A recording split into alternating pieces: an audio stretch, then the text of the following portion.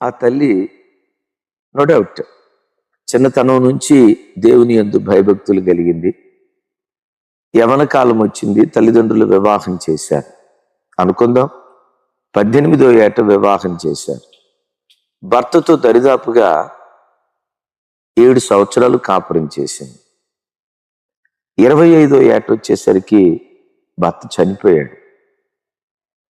చూస్తే ఇది క్యూట్గానే ఉంది. భర్త చనిపోయిన తర్వాత లేఖనాల్లో రాయబడి ఉంటుంది, 84 సంవత్సరాలు దేవాలయాన్ని విడవక రేయింబవళ్ళు దేవుని మందిరంలో కన్నీరు మున్నీరుగా ప్రార్థన చేస్తూ దేవాలయంలో తన శేష జీవితాన్ని గడిపినట్లుగా లేఖనాల్లో చూస్తున్నాం. ఒకసారి ఆలోచించండి, 25వ ఏట తన భర్త చనిపోయినప్పుడు అన్న జీవితంలో 3 మార్గాలు ఉన్నాయి. ఒకటి, మరొక వివాహం చేసుకుని తనకు కుటుంబాన్ని ఏర్పరచుకోవచ్చు, తప్పేమీ లేదు. రెండవది, తన ఇంట్లోనే కూర్చొని అవివాహితురాలుగా సమాజానికి భయపడి వివాహం చేసుకోకుండా కొంతమంది దారి తప్పిన జీవితం జీవించే వాళ్ళు కూడా ఉంటారు.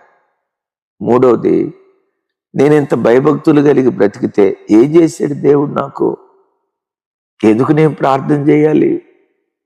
నా జీవితంలో ఎంత కీడు జరిగిన తర్వాత నాకు పిల్లలు లేరు, భర్త చనిపోయాడు, దేవుడు దేవుడు దేవుడు అని ఎందుకు దేవుని కొరకు నేను పరిగెత్తాలి? అసలు ఆయన పేరే నేను ఎత్తను.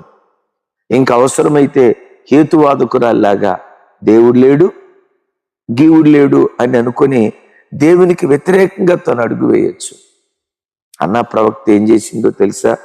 చీకటిలో కూడా వెలుగును వెతకటం ప్రారంభించింది. ఆమేన్.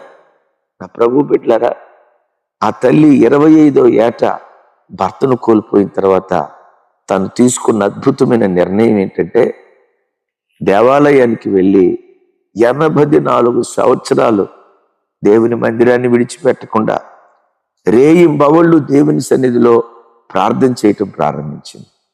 విచిత్రం తెలుసా? మందిరంలో అడుగుపెట్టేటప్పుడు విధవరాలుగా అడుగుపెట్టింది. ఆ తర్వాత దేశానికి ప్రవక్తిగా మారిపోయింది. విన్నారా ఈ మాట?